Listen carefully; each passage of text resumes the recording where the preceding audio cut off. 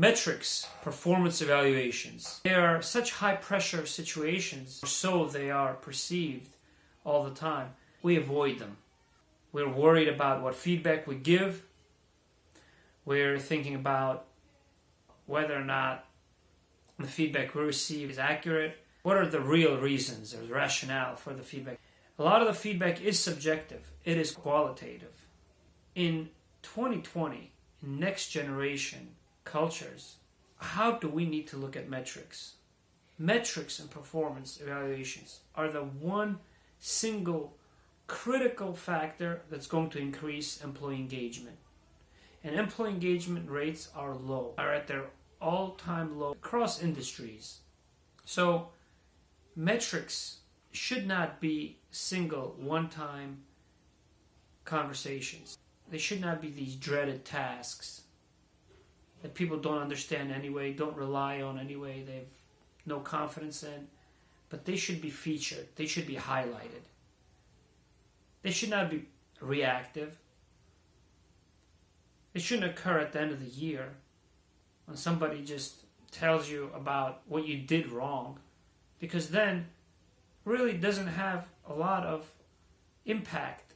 You don't change behavior. Metrics need to be designed in order to predict future behavior, not just generate reports of the past activity. And net metrics that are qualitative are not a system. Metrics have to be systematically applied and interpreted consistently. You can change them from time to time. You need to analyze them more often than once a year or twice a year. They need to be analyzed continuously as a continuous open dialogue. What does that mean? That means that metrics or KPIs are an opportunity to increase engagement, to increase the recognition of your employees. In order for your performance to scale, they need to be, number one, designed in a way that will stimulate particular behaviors. Number two, they need to transform quality of the performance into quantity in some way. It's never going to be perfect. No KPI system is ever going to be perfect. But just like frequent flyer miles, how do you express your loyalty to someone, to an airline? You express it in an imperfect system that we've all grown accustomed to, which is the frequent flyer miles, where points are assigned to how often you fly, how far you fly.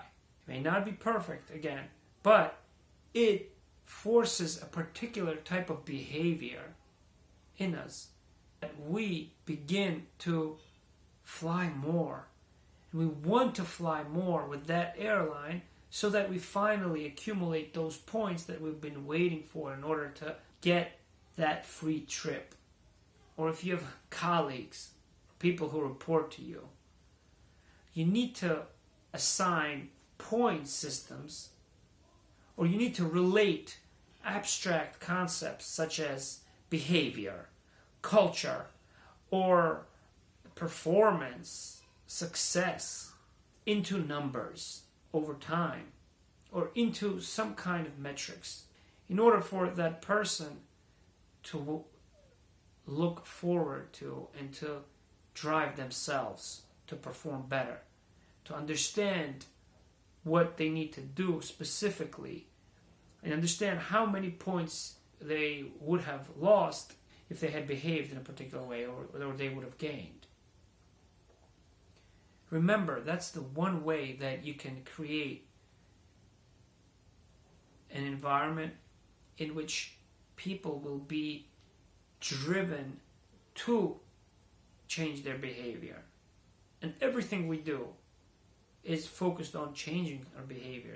Any business meeting. Well, metrics also have to be designed in order for people to collaborate more in 2020 and beyond, rather than to compete. Creating metrics that are stimulated to calibrate one individual versus another based on single measures are outdated. KPIs need to be designed in a way that will stimulate collaboration and communication, meaning that the goals of the people are going to be different and individualized, and they're going to be set by themselves, because those are the goals based on all the literature and the science research that people are accountable to. They're always going to be accountable to those goals that they set themselves, rather than those that are mandated to them. Because ultimately, you want people to be self-driven. As Benjamin Franklin says, tell me and I forget, teach me and I remember, involve me and I learn. When you involve people, then they'll be more likely to be self-driven. Like John O'Sullivan said in 1837, the best government is one that's least governed. It was John O'Sullivan who said that, not Thomas Jefferson or David Thoreau, to whom it's also been attributed to. But you have to understand that as a leader, you want systems to form by themselves. That's what's going to create growth, transformation. When people are working by themselves, when they are engaged, when they know they're trying to change their behavior, they want to do something about their responsibilities, their roles. And that's why, again, metrics are the one critical aspect of recognition that you need to highlight in your company. Rather than push it to the side, you need to discuss it earlier, prospectively, proactively. You need to make them simple, but you need to make them quantitative. All metrics, all performance evaluations need to relate behavior, role, success, any abstract concepts into numbers. Pictures tell a story, but numbers tell how it ends. Just like frequent flyer miles. Think of frequent flyer miles. They change our behavior. KPIs that calibrate people against each other based on qualitative, unclear systems that are not relevant to the role have no value. People give up on them. They know they're not going to be judged fairly. They don't care about the feedback. And they don't work as... They're not likely to give you the effort that you need. So there are two ways that people will be engaged when they have attention from you. Meaning they want to be involved. They want to have a dialogue.